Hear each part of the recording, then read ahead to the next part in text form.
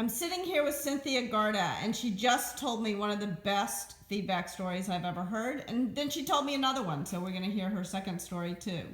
So Cynthia, what was the second hardest feedback you ever got?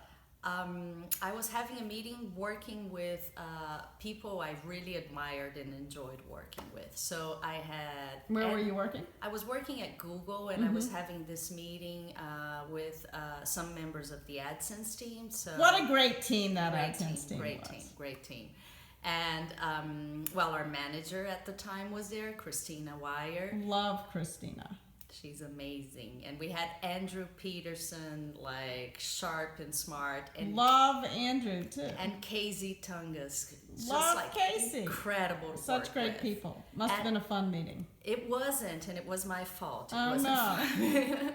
So we were basically discussing a project, and I had like this view of what had to be done, and I was completely invested and convinced that this was the path to be taken. And Christina had a different idea. And I just went on in this meeting, and I was just like all about saying I really believe in this and I really disagree with any other option. And I went strong, but in a completely bad way. And on the way back home on the shuttle, I took the same shuttle as Andrew. And he just sat with me and said, Cynthia, you know, your approach in the meeting was just not good. Like, it didn't help he just said anyone. it just like that. Yeah, but in a very nice way. He can do that, right? Like, he's very candid, and he can do it in a way that doesn't really bring your worst reactions up. Probably I had spent all my worst reactions at the meeting too. I was running out of them. But he basically brought this up and said, you know, when you're doing a sale, you know, which is something I didn't have experience back then with, you know, you can't do a sale if you don't listen to the person you're trying to sell something to. You don't even know what they want, what they're looking at, what is their angle. All the success comes from really listening, from really understanding the other person's point of view. And that's when you can build something.